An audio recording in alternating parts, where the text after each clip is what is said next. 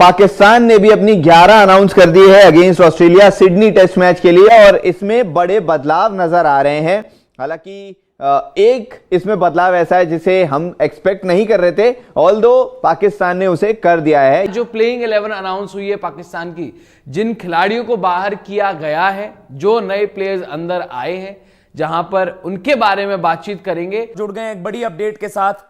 देखिए, Pakistan versus Australia जो test series चल रही है उसमें पाकिस्तान की बहुत बुरी हालत रही। फाइट करने की कोशिश करी, डेफिनेटली एक अपॉर्चुनिटी ऐसे क्रिएट करने की कोशिश करी कि जहां पर आप जीत के लिए भी जा सकते थे, लेकिन unfortunately Australia were playing their best और पाकिस्तान की फील्डिंग ने फिर डिसअपॉइंट करा। लेकिन अब थर्ड टेस्ट के लिए पाकिस्तान कुछ इंपॉर्टेंट चेंजेस करने वाला है।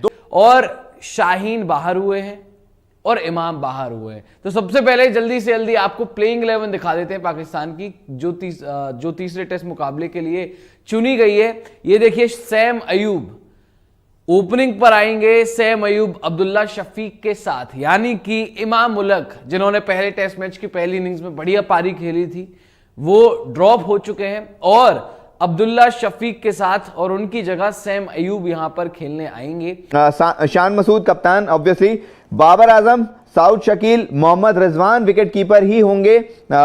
सलमान अली आगा, साजिद खान को इसमें इंक्लूड किया गया है। एक और स्पिनर का ऑप्शन है पाकिस्तान के पास में, हसन अली, मीर हमजा और आमिर जमाल की वापसी। तो यहां पर सैम अयूब तो वापसी कर ही रहे हैं, लेकिन अगर शाहीन अफरीदी की बात करें तो उन्हें भी रेस्ट दिया गया है। तो उनकी जगह आ गए हैं साजिद खान और इमामुल हक की जगह आ गए हैं सैम अयूब। तो सिडनी में मुकाबला होगा, जैसे जैसे मैच प्रोग्रेस करेगा उसमें यह भी माना जा रहा है कि स्पिनर्स के लिए अच्छे खासा परचेज हो सकता है। जैसे जैसे गेम ये प्रोग्रेस करेगा, आगे बढ़ेगा। तो मेरे ख्याल से बढ़िया डिसीजन है यहां पर इमाम उलग को ड्रॉप करने का। और कल हमने बताया था आपको कि इमाम उलग ड्रॉप होने चाहिए तीसरे टेस्ट मैच से पहले, क्योंकि बहुत लिबर्टी इमाम उलग को जो है वो मिल गई, काफी मौके इमाम उलग को जो है वो दे दिए गए हैं। लेकिन उनकी जगह कौन आ रहा है? सैम अयूब। सैम अयूब वो प्लेयर है जिसके बारे में लगातार चर्चा हो रही है पाकिस्तान के क्रिकेट के गलियारों में। सैम अयूब को आप चाहे पीएसएल में देख लें, उसके अलावा बार बार जिक्र होता है, बार बार नाम आता है कि सैम अयूब को खिलाओ। यहां पर ऑस्ट्रेलिया दौरे के लिए आए, बट पहले दोनों टेस्ट मैच में जगह नहीं बनी। अब यहां पर सैम को तीसरे टेस्ट मुकाबले में जगह दी गई है प्लेइंग 11 में। बट पॉइंट यही है कि अब यह काम मत करना जो कि इंडिया और पाकिस्तान की क्रिकेट में अक्सर हम देखते हैं कि भाई एक टेस्ट मैच आपने खिलाया किसी खिलाड़ी को, अगर उसमें अच्छी परफॉर्मेंस आ गई तो आप आगे का स्ट्रेच करते हो उसे, लेकिन अच्छी परफॉर्मेंस नहीं आती तो आप तुरंत ड्रॉप कर देते हो। तो ऐसा मत करना दोस्तों। कि पाकिस्तान सिडनी टेस्ट मैच में 3 पेसर्स के साथ जा रहा है और 2 स्पिनर्स के साथ में। सलमान अली आगा जो कि ऑलराउंडर हैं, बैटिंग बॉलिंग दोनों कर लेते हैं, तो ये होंगे एक ऑप्शन स्पिनर के।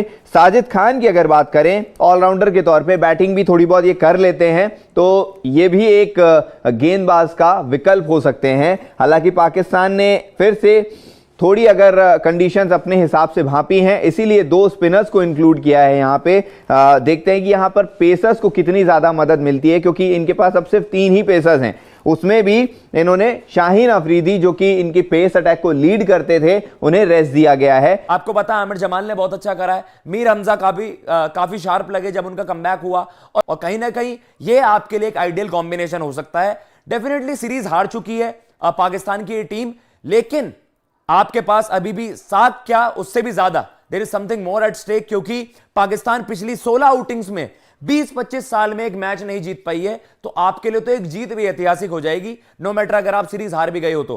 अब सवालिया निशान इस पे खड़े होता है कि शाहीन अफरीदी जिनकी पेस अचानक से गिरी नजर आई पिछले 2 टेस्ट मैच में, क्या वही कारण तो नहीं था उन्हें ड्रॉप करने का या फिर उन्हें रेस्ट देने का? क्योंकि पिछले दोनों टेस्ट मैच में यह जरूर पता था कि पाकिस्तान अपनी प्रॉपर पेस अटैक के साथ नहीं जा रही है। उसमें शाहीन अफरीदी ही एक ऐसा नाम है जो कि मोस्ट एक्सपीरियंस बॉलर के तौर पर है पाकिस्तान के पास में, पेस अटैक की अगर बात की जाए उसमें। पर उसमें भी उनकी जो पेस है 135, 136, 137 इसके आसपास आ रही थी। और जब पाकिस्तान की तरफ से फॉर्मर प्लेयर्स ने बात करना शुरू की, बोलना शुरू किया, शायद ये उसका असर है कि उन्हें रेस्ट दिया गया है। टाइम को ड्रॉप इसलिए किया गया है क्योंकि वो लगातार खेल रहे थे। ठीक है जी, इंजरी कोई नहीं है, इंजरी का कोई मसला नहीं है, उन्हें रेस्ट दिया गया क्योंकि रेगुलर खेल रहे हैं शाहीन शाह अफरीदी। और उसके साथ साथ अगर आप परफॉर्मेंस देख लें, देखिए ये तो चलो एक लॉजिक आपने दे दिया, रीजन आपने दे दिया कि भाई लगातार शाहीन खेल रहे हैं, देखो वर्ल्ड कप भी खेल कर आए, उसके बाद अब आप यहां भी खेल रहे हो टेस्ट सीरीज, उससे पहले आप देख लो एशिया कप शाहीन ने खेला, तो लगातार शाहीन क्रिकेट खेल ही रहे हैं भाई, इसलिए आपने यहां पर रेस्ट दे दिया। बट मैं ये पूछ रहा हूं कि आपने ये जो रेस्ट दिया है, शाहीन लगातार खेल रहे थे तो शाहीन की परफॉर्मेंस क्यों नहीं हुई भाई? शाहीन की कोई परफॉर्मेंस ही नहीं थी, तो ये भी हो सकता है भाई कि आपने ड्रॉप ही किया हो, और क्योंकि अब थोड़ा सा नाम है शाहीन शाह अफरीदी, बड़ा नाम है, तो उस वजह से आप घबरा रहे हो ये बोलने में कि भाई हमने इनको ड्रॉप किया है। फिर एक नाम अगर लगता है बाबर आजम का, जिन पर सबसे ज्यादा दारोमदार होगा बल्लेबाजी का, उनके रन्स नहीं आ रहे हैं अगर टेस्ट सीरीज की अगर बात की जाए बाबर आजम की, तो उनके ऊपर भी बहुत ज्यादा भार रहेगा कि यहां पर बैटिंग किस तरीके से अप्रोच रहे। बाबर आजम की बहुत ऑर्डिनरी सीरीज गई है, उनसे उम्मीद होगी कि सिडनी में कहीं ना कहीं एक बड़ा स्कोर उनकी तरफ से आए। रिजवान और आपके सौद शकील का बल्ला भी खामोश ही रहा है, लेकिन उन पर भरोसा जताया क्योंकि उनके करियर की स्टार्ट बड़ी जबरदस्त हुई है, तो उन पर एक मैच के 2 मैच के बेसिस पर ज्यादा हार्श होना वो गलत होगा। लेकिन ये 2 चेंजेस हो गए पाकिस्तान की टीम में। अब साजिद खान की अगर बात करें, जो कि पाकिस्तान के क्रिकेटर हैं, उन्होंने खेला जरूर है, 30 साल उनकी एज है, उन्होंने खेल भी लिए हैं, और बैटिंग के साथ साथ अगर बात करें तो ऑफ ब्रेक बॉलर भी हैं, तो स्पिनर्स एक ऑप्शन उनके लिए भी, उनके लिहाज से भी रहेगा।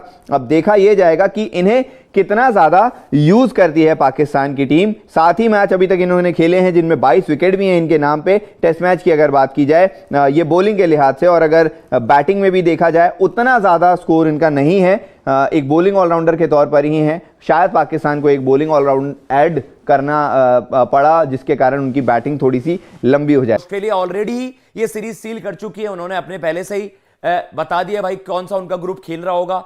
बहुत फॉर्मिडेबल टीम है ऑस्ट्रेलिया की, पाकिस्तान के लिए मैच भी जीतना बहुत ज्यादा मुश्किल होगा। स्पेशली अब ऑस्ट्रेलिया ने सीरीज सील कर ली है, तो कहीं ना कहीं वो और ज्यादा अटैकिंग क्रिकेट खेलेंगे, और ज्यादा डोमिनेंट क्रिकेट खेलेंगे। लेकिन कहीं ना कहीं सवाल यही होगा कि भाई जिन खिलाड़ियों पर नजरें थी, बाबर आजम, सौद शकील, रिजवान चूक गए, पिछले मैच में बहुत अच्छा खेल रहे थे, तो आपकी batting group, Shan Masood captain, उन पर भी बड़ा दारोमदार रहेगा कि आपने जो आपका प्रेसिडेंट 11 के वर्सेस PM 11 के वर्सेस जो आपने टूर गेम में जो बैटिंग करी, उसमें आपकी तरफ से इतनी जबरदस्त बैटिंग परफॉर्मेंस आई, लेकिन उतने बड़े स्कोर्स 3 फिगर मार्क आप नहीं क्रॉस कर पा रहे हो। तो कहीं ना कहीं सभी बैटिंग ग्रुप पर, जो आपका पूरा बैटिंग ग्रुप है, उस पर बहुत ज्यादा सवाल है।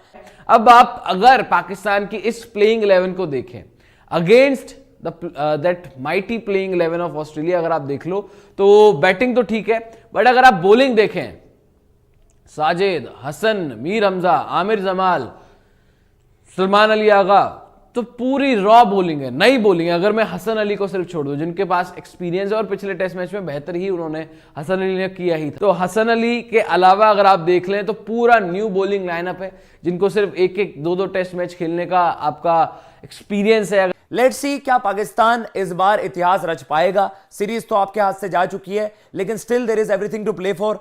जैसे कि आप लोगों ने सुना कि पाकिस्तान ने अपनी प्लेइंग 11 सिडनी टेस्ट मैच के लिए अगेंस्ट ऑस्ट्रेलिया अनाउंस कर दी है, और इसमें 2 बड़े बदलाव, जिनमें एक इमामुल हक का जो पहले से ही एक्सपेक्ट किया जा रहा था, साइम अयूब उनकी जगह आए, और दूसरा बड़ा बदलाव जो कि कोई एक्सपेक्ट नहीं कर रहा था, वो है शाहीन शाह अफरीदी का।